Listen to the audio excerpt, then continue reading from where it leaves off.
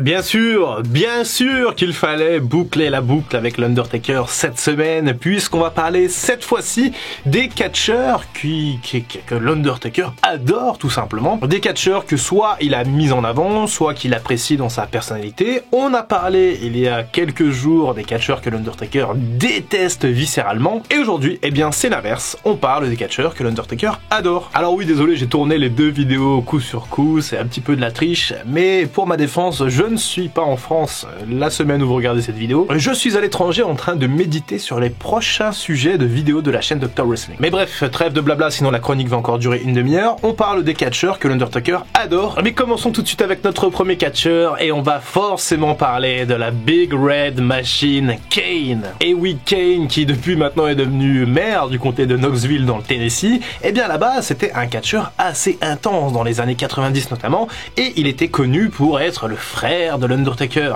Effectivement, ils ont la même taille, les cheveux longs, bon, Kane il avait une perruque, mais Kane justement il portait ce masque là, ils avaient un peu le même gabarit, sauf que Kane était masqué. Quand ce nouveau personnage de Kane est arrivé, effectivement l'excitation était à son comble en pleine Attitude Era. Encore une fois, n'hésitez pas à checker directement sur le network ou à farfouiller dans mes vieilles vidéos un peu montées sur la chaîne Dr Wrestling, il me semble que je parle de l'Attitude Era et que j'en parle beaucoup. En même temps, je sais plus ce que j'ai publié, j'ai dû faire 500 vidéos en 5 ans. Et bref, du coup, Kane arrive et il y a tout de suite cette espèce d'alchimie qui se crée à l'écran, d'abord entre les personnages de l'Undertaker et Kane, une grosse rivalité qui va avoir lieu durant WrestleMania 15 et un peu plus tard aussi, un historique très intense entre les deux, que ce soit en tant que rivaux et ensuite en tant que partenaires, ils ont été champions par équipe, ils nous ont donné des moments assez sympas. Kane est redevenu le rival de l'Undertaker fin 2003 quand il enterre l'Undertaker, l'American Badass, qui reviendra ensuite sous sa gimmick du Deadman. Bref, il y a tout un historique, tout un passé, et Kane s'est grandement servi quand même de l'aura de l'Undertaker pour progresser lui-même. Kane il utilise quand même les prises Chokeslam, Tombstone en guise de finisher, donc voilà, on est quand même sur un Undertaker bissant. En dehors des rings, les deux hommes sont de très grands amis et toujours aujourd'hui. Alors je dois avouer que j'ai un léger doute par rapport à l'introduction de Kane au Hall of Fame, je sais plus si c'est l'Undertaker ou pas qui l'introduit. Vous me corrigerez dans les commentaires si jamais ce n'est pas le cas, mais ce que je sais de source sûre,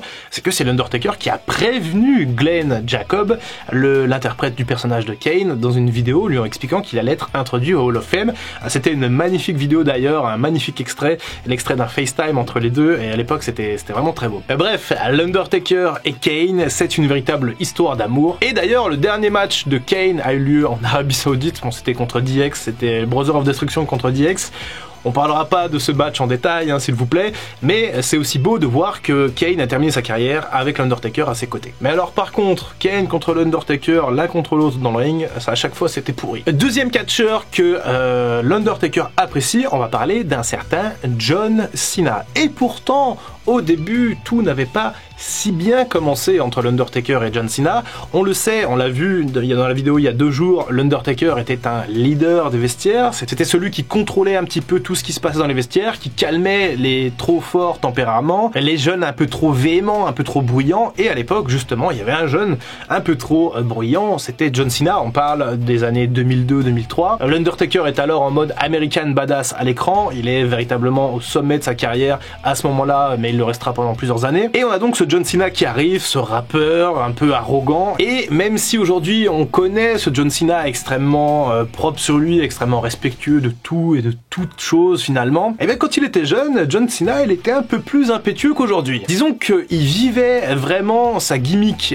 de rappeur un peu arrogant, et c'était une extension de sa personnalité à l'époque. Après, on a tous été jeunes, on a tous été cons, moi le premier, et quand on prend de l'âge, on s'assagit, on devient juste moins con. Et c'est sûrement ce qui est arrivé à John Cena, qui a un peu été pris sous l'aile de l'Undertaker durant ces années-là. Les deux ont d'ailleurs eu quelques matchs plutôt intéressants, des confrontations entre Cena et l'Undertaker en 2003, qui justement sont des gages d'une certaine forme de reconnaissance du patron l'Undertaker, et qui ensuite peuvent lancer des carrières. On verra que c'est le cas pour un autre catcheur dans cette liste. Toujours est-il que John Cena a appris à gagner le respect de l'Undertaker, ce qui n'était pas chose aisée à l'époque, et depuis l'Undertaker ne tarit pas d'éloges sur John Cena, même s'il elle précise quand même que John Cena n'est pas un catcheur très charismatique, qu'il n'est pas un grand catcheur technique, et en fait quand on lui demande à l'Undertaker quelle est la qualité de John Cena, eh bien l'Undertaker dit c'est un overachiever, c'est-à-dire quelqu'un qui a su casser toutes les barrières pour prendre ce qui ne lui était pas prédestiné. Et vraiment j'adore cette expression, j'adore cette phrase, et je trouve que c'est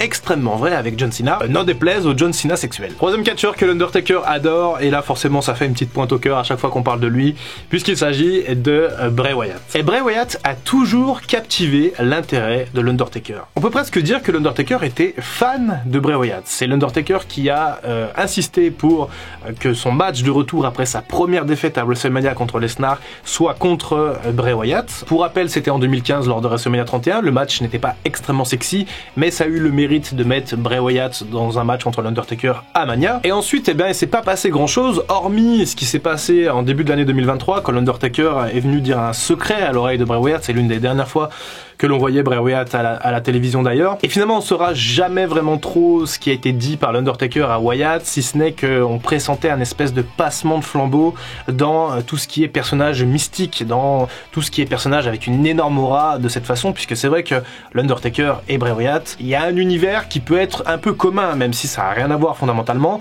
On parle du mysticisme des personnages, et Bray Wyatt aurait pu peut-être prendre la transition de l'Undertaker avec un personnage vraiment très puissant, avec une forte aura, avec un kayfabe qui est respecté. Peut-être que ce personnage aurait pu être celui du film, mais tout ça a été saboté, tout ça a été saccagé. N'en reparlons pas s'il vous plaît, ça va gâcher ma journée. Mais effectivement, il y avait cette connexion entre Taker et Bray Wyatt. Bray Wyatt de son côté a toujours dit qu'il ne serait pas le nouvel Undertaker, qu'il serait le premier Bray Wyatt. Et encore une fois, j'adore cette expression, j'aime beaucoup cette philosophie. Toujours est-il que l'Undertaker a toujours parlé positivement de Bray Wyatt, il l'a toujours encensé. Il a même exprimé beaucoup de regrets quand Wyatt a été licencié en 2019, quand son personnage du film a été saccagé par Goldberg, et Dieu sait que l'Undertaker il doit pas trop aimer Goldberg non plus après leur match en Arabie Saoudite. Bref, l'Undertaker était ce qu'on appelle un believer de Bray Wyatt. Alors désolé pour cet anglicisme, je trouve pas le mot français, mais ce que je veux dire c'est qu'il croyait en Bray Wyatt, il pensait que Bray Wyatt pourrait aller vers les sommets, qu'il avait le potentiel, et c'était l'un des grands soutiens de feu Wyndham Rotunda. Un autre catcheur que l'Undertaker adore, et c'est un peu son bro même, on parle de Brock Lesnar. Et c'est un petit peu paradoxal, puisque Lesnar c'est quand même celui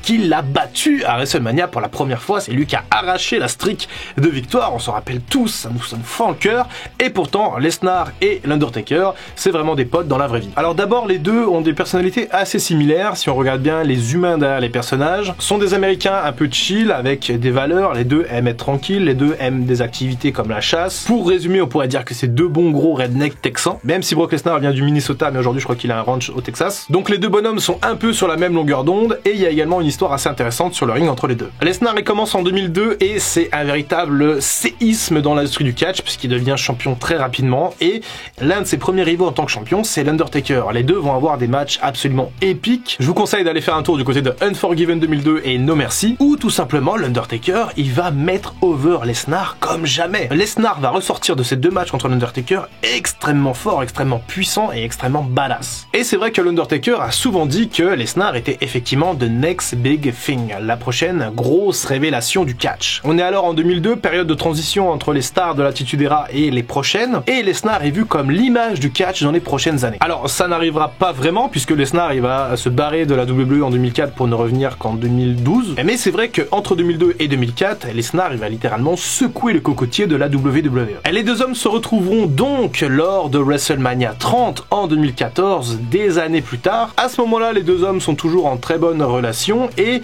l'Undertaker, apparemment ce serait lui qui aurait décidé, même si c'est impossible à prouver, l'Undertaker aurait décidé de donner cette streak à Lesnar parce qu'il pensait toujours que Lesnar pourrait devenir l'attraction de la décennie à venir. Et globalement, on peut pas nier que Lesnar a eu un impact assez significatif sur les 10 dernières années dans le catch. Il y a sans doute plein de monde qui aurait voulu donner cette streak à Rollins ou Reigns, mais ça a été donné à Lesnar, c'est fait, c'est fait. Et alors d'après les rumeurs, encore une fois, les relations entre l'Undertaker et Brock Brock Lesnar se serait un petit peu tendu, mais pas de là à être brisé lors de ces matchs justement entre 2014 et 2015 entre Lesnar et l'Undertaker, où Lesnar aurait été un petit peu trop violent avec le Deadman sur le ring, ce qui a notamment occasionné une sacrée commotion cérébrale à WrestleMania 30, que l'Undertaker aurait eu un petit peu de mal à digérer sur le coup, mais aujourd'hui ça irait plutôt pas mal entre les deux. Allez, on finit avec notre 5e et dernier catcheur, et là ça va aller assez vite, puisqu'on parle de Jeff Hardy. Et alors c'est vrai que c'est surprenant de voir un mec comme l'Undertaker kiffer Jeff Hardy, puisque